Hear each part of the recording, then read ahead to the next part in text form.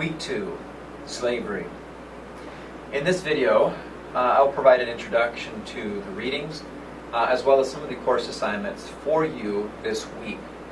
Last week, we talked about the legacy of the Civil War. How is the Civil War remembered?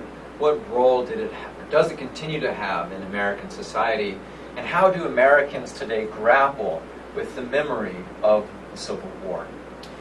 Today we are going to go back in time, and today we'll be discussing the institution of slavery. It is far too little of time to properly cover all that merits covering in the topic of slavery. Slavery was a part of the American existence. In fact, slavery on the American continent predates America. As early as 1690, and some have argued even earlier than that. Slavery existed. 1690 is the date of Jonestown.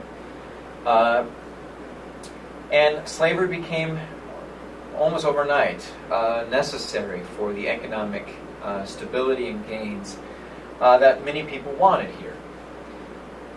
As slavery became ingrained, as America as a country is established, laws and principles are created that allow for the continuation of slavery. Slavery becomes normalized. Again, businesses flourish on the backs of slaves. And in fact, the entire Southern economy requires the continued existence of slavery in order to be maintained. So this week's readings are intended to give us a very broad, but also a very specific understanding of slavery. The readings will do a number of things. First, the readings will show us how slaves were made. We all know about the Atlantic Passage. We know about the British and other sailors who would head to Africa. They would capture Africans or buy Africans from other warring African tribes and bring them across the Atlantic Passage into parts of the Caribbean, into the islands, into the South, and into the eastern seaboard of the United States. There, these slaves were commodified. Human beings were turned into property. Values were placed upon them. Families were broken up. And it's important that we understand that process of commodification.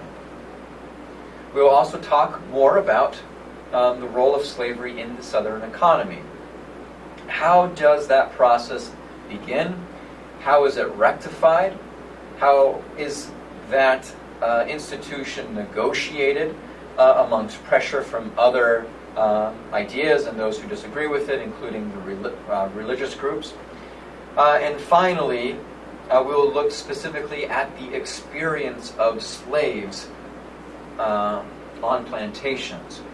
And I think perhaps that third reading, the one by Stephanie Camp, may be one of the harder readings to get through. Not because of the writing style, but because of the content. Recently, popular culture, well, I guess I should say in the past 40 years, popular culture has done a great job of providing a face, a backdrop to the issue of slavery. We can point our fingers at television programs such as Roots, which was a cultural phenomenon when it first appeared.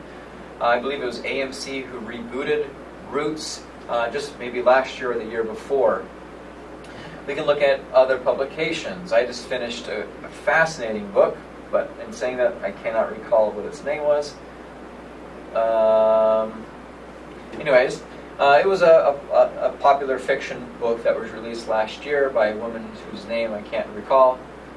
I remember now. It's called Homegoing. And it was very much in the same vein as Roots, but it provides a very human face to what slavery looked like. Elsewhere, there was the book's Underground Railroad, which also was released. Colston Whitehead's book was released last year to a lot of critical acclaim, also put a face upon slavery. So So we'll be talking a little bit more about that this week in these readings. This week, your assignments are twofold. After you've completed the readings, first there will be a discussion board forum. As this is still early on, again, let me just reiterate. Discussion board forums are to be completed by Wednesday night at 11:59. That it will be original post, you responding to the question that's been outlined this week. I am writing the discussion board forum. Then by Sunday night at 11:59, you're responsible for responding to at least 2 of your classmates' responses. To be clear, these responses are not a chance for you to pat your colleague on the back. I do not want that. I'll be very clear. If your response is, way to go, buddy, you're so smart, what great writing you just did. Wow, I really agree with everything you said. You are missing the point of this exercise. Instead, I want you to engage with your colleagues. If someone writes something that you disagree with, say that. Call them out on it. Tell them that they are being illogical with their observations, that they're missing the point. You can agree with each other, that's fine. But agree with them on their ideas and engage with those ideas and provide additional examples and tell them, well, that's a great idea, but have you thought about it in context of this? This is critical engagement, not an opportunity for ego boosting. So in this week's discussion, I expect an original, critical response. Be thoughtful about it. Write well. Write in depth. Provide some substance. And then provide equal substance to your responses to each other. At minimum, I ask for 2 responses. But I do hope that these can become a community. So if you are jumping on Wednesday, responding to one question, saying great job to 2 other people, and signing off for the rest of the week, you're missing the point. Use this to make a community. Check it once a day, or at least 3 times a week. If you do all your responses within a 30-minute period, you have missed the point. All right, that's enough of that. The second assignment is to do a article map for one of the articles from this week. In week 1, I specified which article you would be doing. Beginning this week, it is completely up to you.